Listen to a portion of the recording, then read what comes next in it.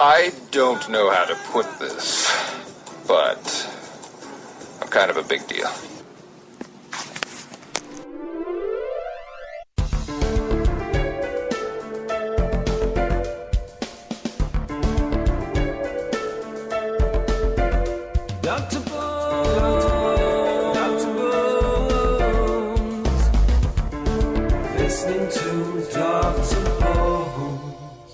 Good afternoon, this is Dr. Bones Live, and today returning for a second time to the show is the Unassisted. Welcome back, guys.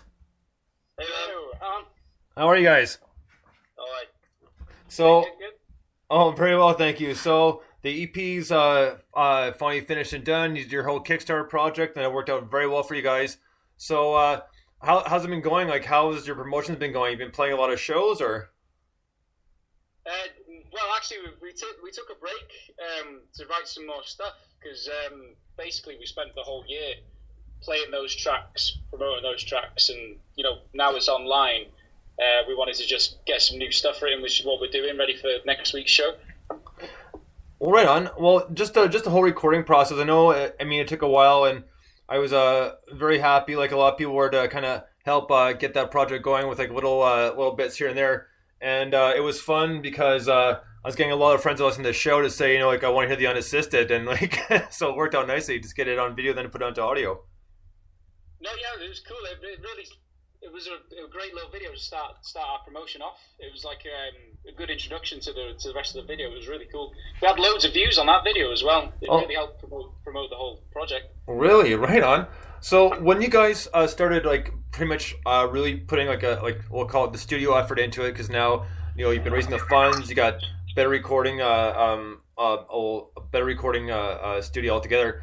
Now how has that changed? I know the songs haven't changed that much. You've added a little bit to them and probably reworked them here and there, but how has that helped? I mean, you guys must know like a huge difference from the original raw recordings to the actual EP. Well, yeah. I mean, you can tell it straight away because the first recordings were done pretty much in my office, so there wasn't really much pre-production or anything involved in that at all. So as soon as we hit the studio, it was like great idea to try new things and see where we could take the songs. We're still changing them now. Like even when we're jamming, getting ready for new gigs, we're still adding bits to them and taking bits away and seeing what we can and can't do with it. Yeah, change the dynamic on Dance Hands for the next gig. Oh, right on. New tracks that we're going to be doing for the next one. One's like kind of ballady, and then the other one, the new track we're doing, is it's like proper out there, sort of. We're basing it on the moon landings. Oh no way! Oh yeah, and were they real? Did it happen? Yeah. And it's like quite a subversive sort of song. I like it. I mean, when we first played it at our EP launch, it was our first track, and people were like, "Well, what's this?" Not quite what everybody expected, but there we go. Well, I mean, let the conspiracy theories start, right? Yeah, exactly.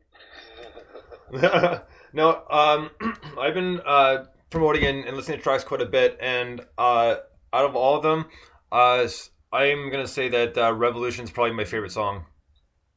Cool. No, that's a good choice. And it's just nice, and you're right. You can tell right away the recordings because the first song you listened to when you sent me the EP was Back to Base, and it's like, wow, what a world of difference from the original raw recording. Like this sounds like so well done. Yeah, we added a couple of minutes really to the end of that one. Just we changed this very slightly. I think we enjoyed playing it so much, and the end part was like a little bit of a solo for Jason, and I don't know. It changes this dynamic of the song, I think. Well, and it definitely does because, like I said, their songs that they reworked, and I can. Well, besides track time, you can tell there's a little bit added in, but that's the fun about doing a recording in an actual studio, is you have the chance to put in stuff that you couldn't put in before, because now you have that added technology that will help you kind of boost it up and sound like you guys want to sound, as opposed to the way it sounded when the first few raw copies came out. Yeah, this is it. It sounds as well completely different to what we actually had on SoundCloud as well. We've ditched a load of they're there in the band, but we're just trying to just get our 5 tracks out there so people can hear them and listen and not be confused by what else we've got out there, because we've got a load of acoustic stuff as well. So I think we're just trying to keep it stripped down at the minute. Now, you guys said, excuse me, you've been working on some new material, kind of taking some time off. Now, are any of the tracks from this EP, are you thinking of that you might carry 1, maybe 2 over to an album when you get to it, or is it just going to be kind of leave those like it is, and then it's all going to be brand new material for the album? Yeah, I mean, we've had these 5 tracks now for quite a while, so I mean, it would be good to maybe take 1 or 2 over to an album, but definitely not all 5. Well, no. Because the thing is, I mean, the stuff we're writing now is a lot different to what we've been doing, but it still sounds like us, but it's just a bit. I wouldn't know how to explain it. It's just a bit weirder, I suppose. Well, it's a bit. Some of the stuff sounds simple, but when you actually strip it down and get the bones of it, excuse the pun. Yeah. It's quite complicated. I mean, the bass riff I'm doing for this Plastic Sun song, and then we go into like a pre-chorus and a full-on chorus, and then obviously Chris with the drums when he comes in, it really builds up, and it's what you expect with obviously the lyrics for the first part and the verses, and then when it goes into the chorus, it kind of hits you, and that's nothing like the original stuff that we've been doing. No. Well, but no, that's the fun thing though. Is when we start writing new songs, is you want to change it up a bit, right? Because especially if you've had these songs for a good chunk of time now, now it's time to.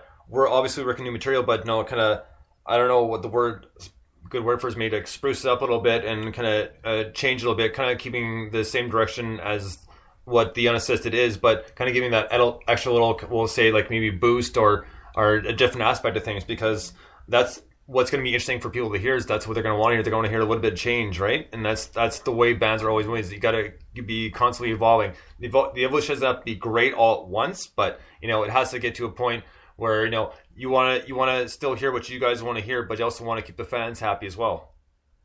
Well, yeah, because I mean, like you were saying, when we released the EP, I think a lot of people were a bit, confused when they heard a few of the songs. With a lot of elements missing, and it sounded more polished. It wasn't as dark and gritty as it was originally. So, yeah, I think I know what you mean there by keeping the fans happy, but. It's also about challenging ourselves as well to sort of keep the level of songs that we had, but also challenge ourselves to go off in a little slightly different direction, but also keep maintaining.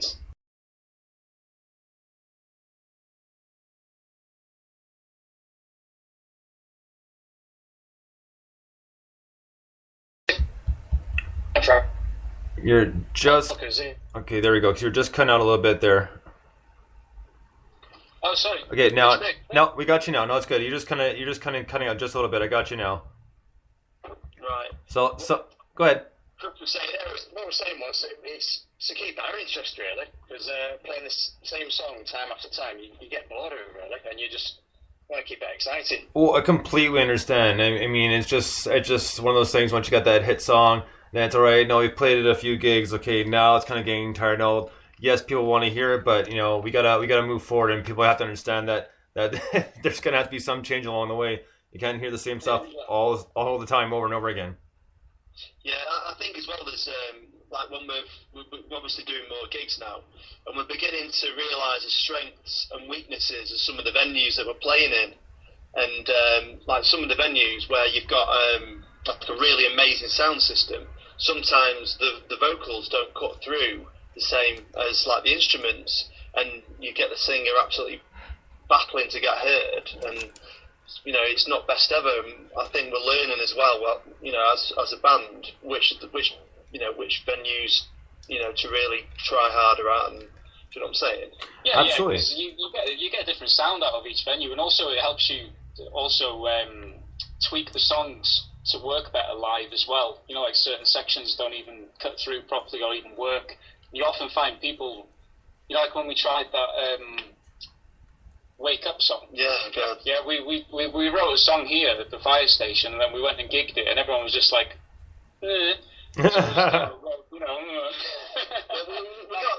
we got a couple of people saying, "Oh, it sounded great, but what was he singing?"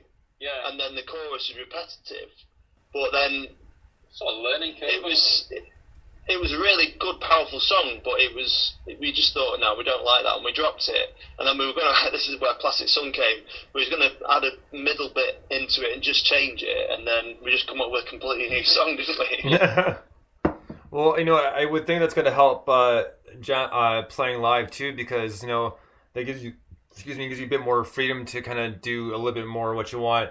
I know I've mentioned this probably before, but like an extra solo or just completely reworked, so you get, let's say, halfway through the song, and just after, just for example, you just right after this the second chorus, now that it's completely gone a different direction, but that can work to your advantage, can work well too, and people love that kind of change. At first, like sometimes you have to be like, people will be like, oh, that's really good, or okay, I can see where this is going, because sometimes people need a second listen. First listen through is pretty good. The second listen through, then they're like, I've caught a lot more. And I still today, there's still a lot of songs when I'm walking around with headphones on, I'll hear something I didn't hear before. It's like, wow, how come I never noticed that before?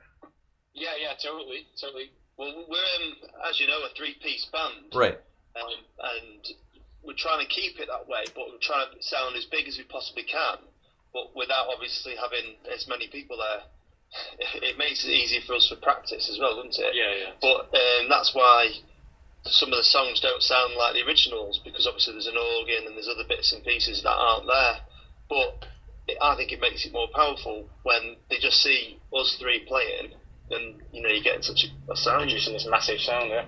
Well, and that's another thing that's got to make it fun too, right? Because and for people who are just listening to you that for their first listen may not know your 3-piece and hear this, like, wow, like this is just coming out like kind of headstrong and full force. Yeah, well, that's the idea. So on the album, the EP, obviously you've got Revolution as the first track on yes. there. Which is your next favourite track of ours that you can say, right, you can nail your... Well, I can honestly say, and just because like it's one of those ones that's always catchy, is to me is Back to Base. Right. Just I like that one mainly just because it's even with the new recording, it's still kind of got that, we'll call it a dark feel, and I just kind of love almost the monotone kind of starting to sing it, and it's got that kind of old school feel to it as well. Yeah. Meaning like 60s, 70s, that sort of thing. That's what I mean by old school feel. But yeah, that one is definitely one of my favorites because it just, the opening bass line, like I really get into it like right away. Yeah. What's your favourite? Mine? Alone. No, I concur. Back to base for me, definitely. Well, Chris plays some very fast sort of hi-hat 16ths, don't you? Yeah. It's, I couldn't play it, to be honest. I can't even tap my feet quick enough to do it. Yeah. Never mind if it were 2 sticks and two feet popping away. No way. Well, that can definitely be a challenge. So we're gonna we're gonna take a quick little break here, and we're gonna listen to Revolution, and then when we come back, I got some more questions for you, and I actually have a question from Nessie as well. So we'll get to that in about 4 minutes or so. Here's the Unassisted with Revolution.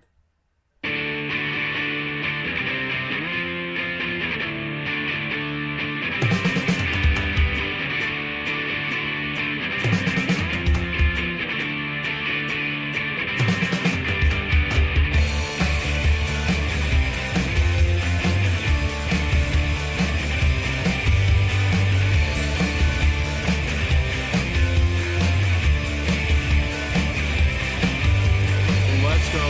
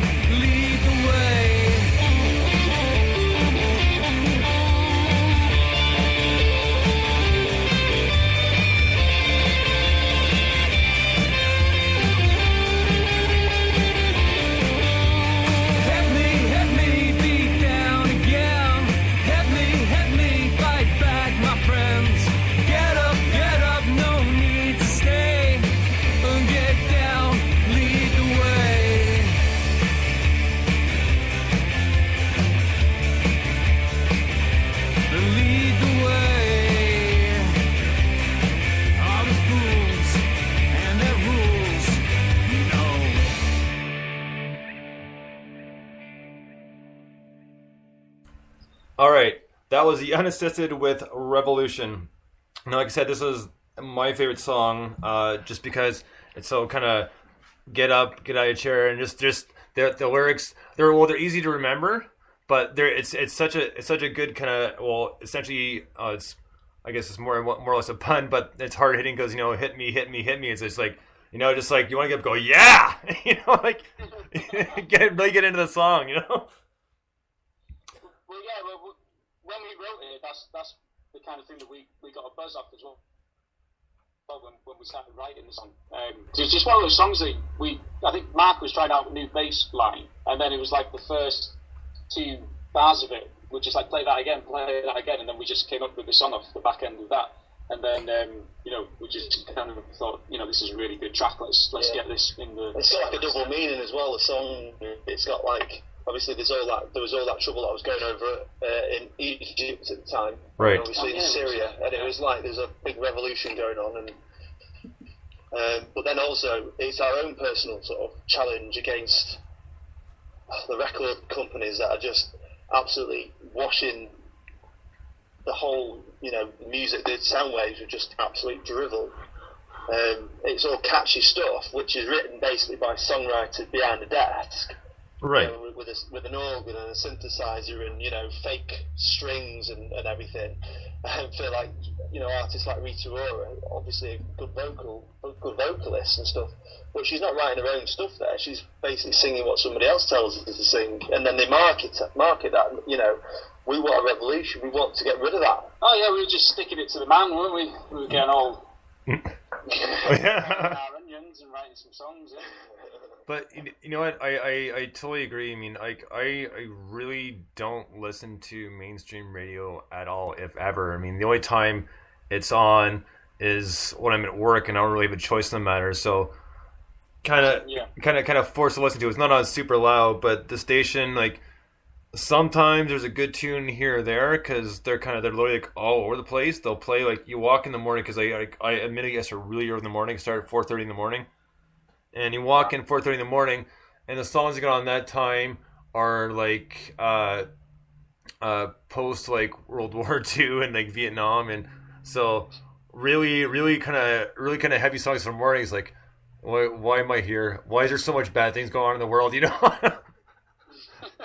And, or there's the other extreme is like, oh, get me out of here now! Like, they got to shut this crap off. I'm gonna go nuts. Well, I think the songs that are on the radio, like your radio and ours, the songs that we do have got meaning to them, or they've got some kind of point to it.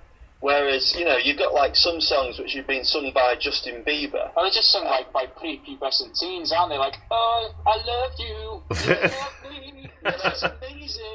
It's just absolute drivel. It's crap. It doesn't mean anything at all. And like, well, we're coming up with songs that actually have some kind of depth and meaning and some sort of... Well, we try to, yeah.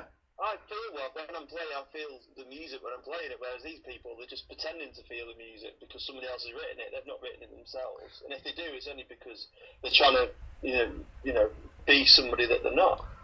Anyway, that's my view on it. You know what?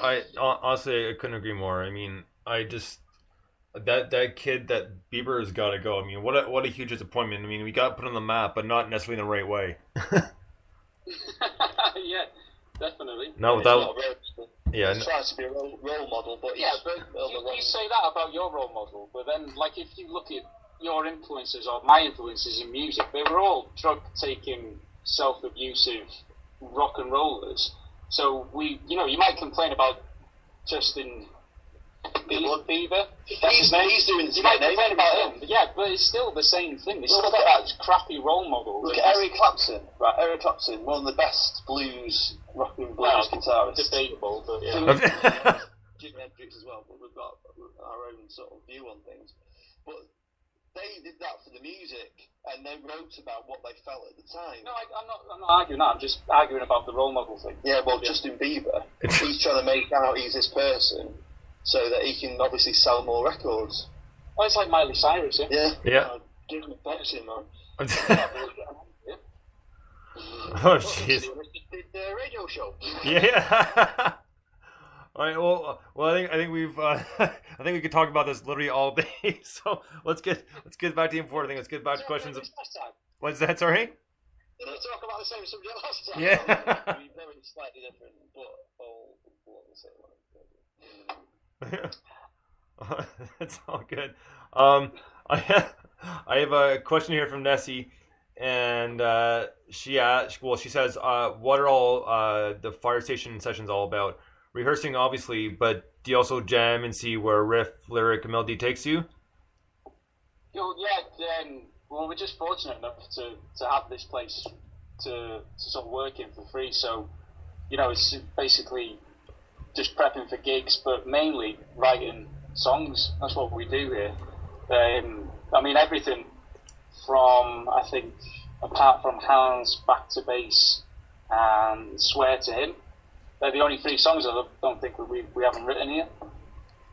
Right on. Well, you know what? She had a point. I mean, I was kind of curious about the fire station sessions myself, and the one thing she'd add to this, which she kind of just answered, she said, does it make for songwriting moments too? And the last part of this question is, how productive has today's session been? And I don't think you guys have even started jamming yet, have you? We set off. We've done a few songs, but yeah, we're going to carry on after we have a chat. Up to you. Right on. Yeah. Well, there you go. There you go, Nessie. It's always productive.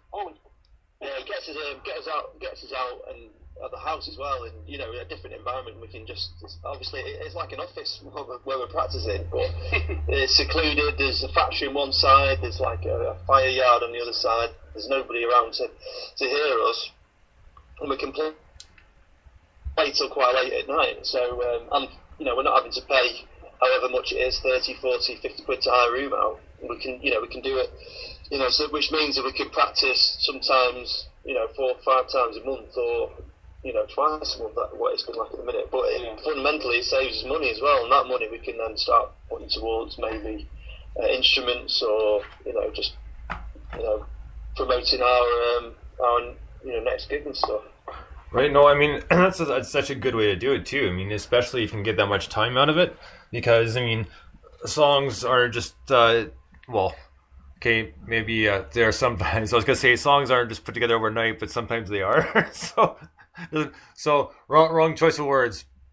I don't think you're wrong. I think some of the best songs we've written have come about in about 5-10 minutes of just random blurts of riffs on guitars and stuff. That's where you're at your most creative, aren't you? When you hear like that hook that gets you or something like that. I think because what I've often found in the past when I've tried writing songs, if I put too much thought into it or too much effort into it, I'm going to write this masterpiece or something like that, and then it just ends up being complete nonsense and never heard by anybody, luckily. Yeah, we've done a couple of joke tunes and they've sounded great, but then we're like, no, we can't really sound. Well, it does happen, but it's nice because it gives you that chance just to essentially go nuts, because you got all that time and you can really work at it. And at the same time too, is like you're just saying, is like, even though like some of them come up in 5-10 minutes, and there are times like you really want to put effort into it, but it doesn't come out the way you want it. Most of the time, it seems like, always from what bands have told me from their experiences, you have those tunes that'll come up within 5-10 minutes, and you have those that you kind of been working on, you just kind of start jamming, and then it turns into something completely different. Yeah. So, I mean, that's always going to be kind of cool too, and you always, it's one of those things like, when that kind of starts happening, all of a sudden it just, the guys are so together as a band that it's easy to follow, if you know what I mean. Let's say, you throw in this crazy guitar riff, and then this awesome Chris comes in with a really good drum solo behind you, but everybody just kind of following along. It's almost like they already know the song, but they don't. Yeah. If that makes any sense. You kind of get to the point where you know where certain sections are going to kick in, and Yeah, the way we build it up and stuff like that, you can just tell there's going to be something happening. I mean, you can tell when we're not playing at our best because we don't have the feeling. But sometimes it's when it's a gig and we can't hear what each other's playing, and then you kind of miss the next stage of the song. Whereas we know, intuitively what we're all going to be doing next, and we can hear what we're playing, and obviously what Jason's singing. We can really, kick it, but it's we're finding that some venues are very difficult to gel like that. Yeah. And is that mainly just because of their PA system, or? Well, it can be the PA system, or the engineer comes in and they just whack all the volumes right up. I understand what they're trying to do. They're trying to stop the system from sort of distorting and farting.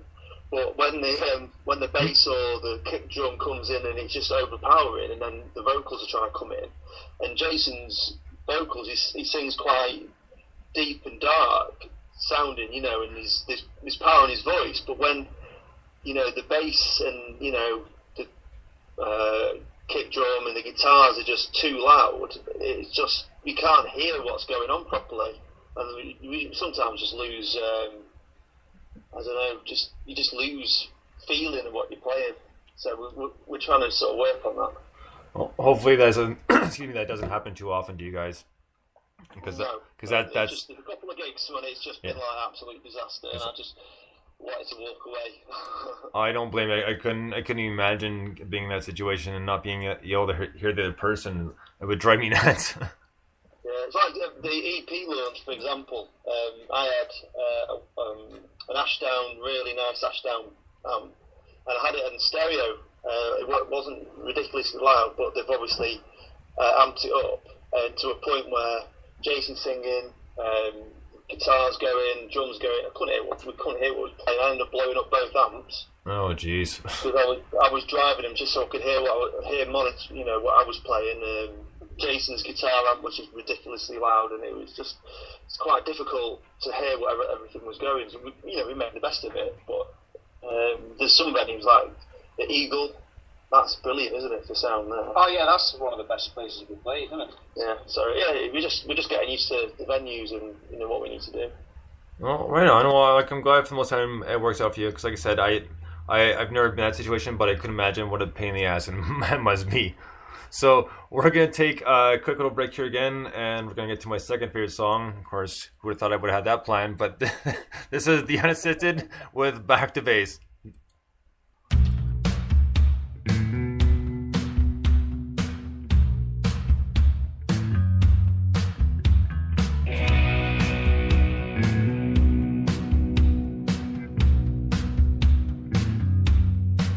Oh, come back to base. Oh, come on, get it on. Oh, come back to base. You've been gone too long. Oh, remember my face. I was the one you stepped on.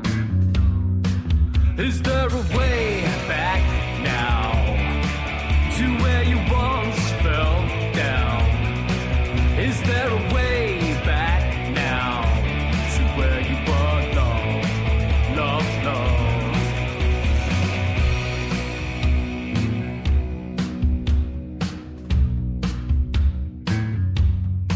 Oh, come back to base. Oh, come on, get it on. Oh, come back to base. Oh, the bond's too strong. Oh, well, light up my face.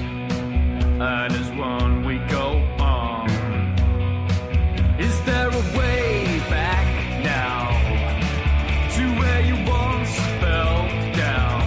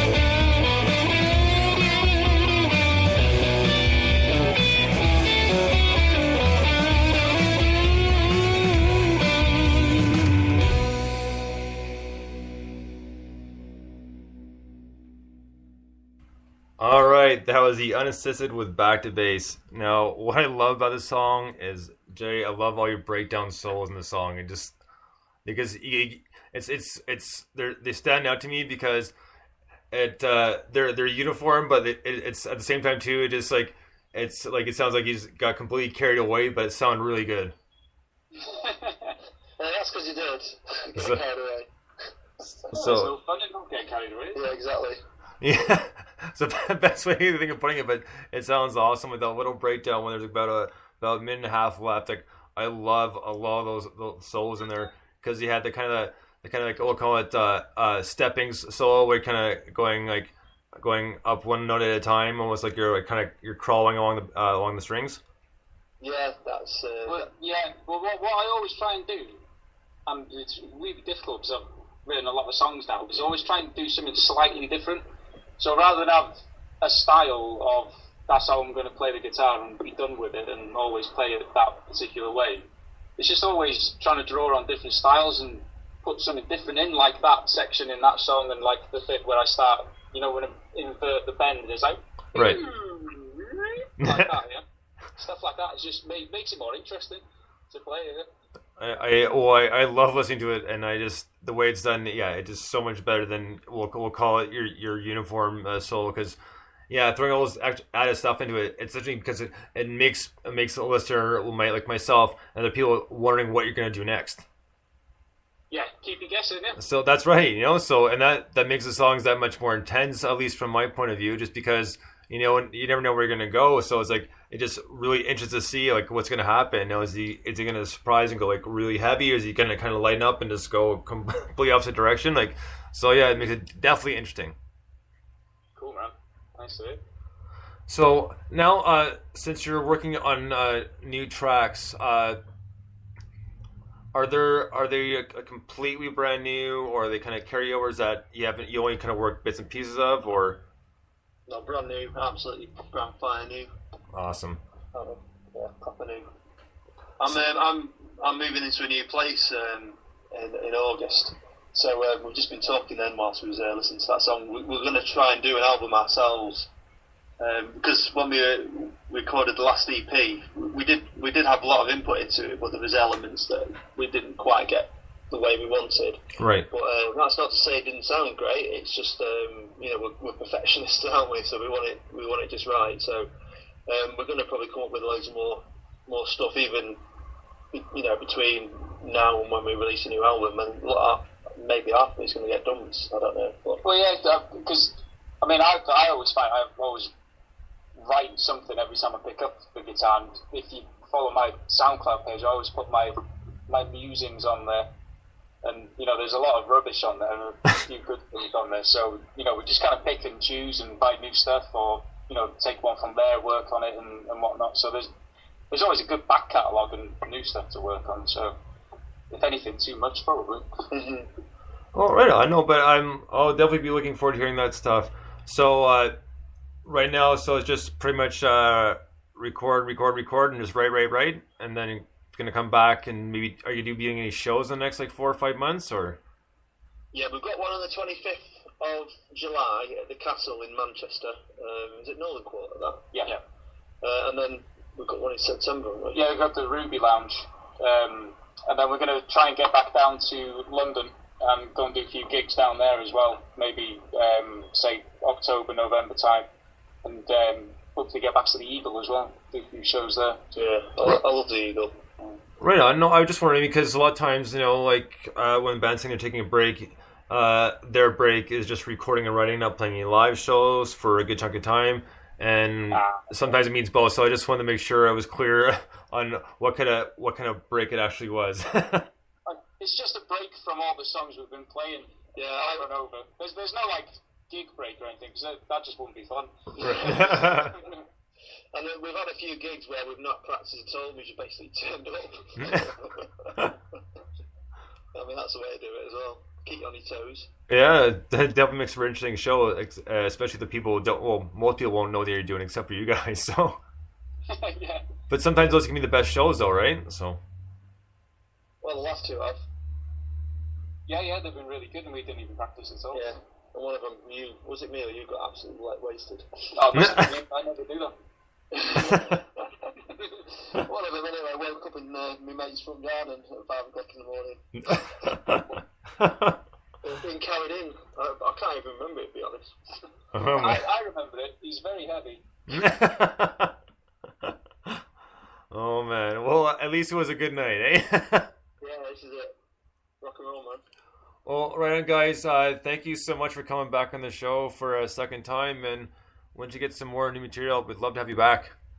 Yeah, excellent. Yeah, we'll get it over to you when we've done it and stuff. That'd be amazing. Guys, thank you so much. This was a lot of fun. Alright, thanks, man. Alright, until next time, guys, that was the Unassisted. I hope you had a good time listening to this interview, talking about their brand new EP. Here are a couple of my favorite tunes and some of the best tunes on the EP as far as my opinion goes. But until then, we'll talk to you soon. Bones out.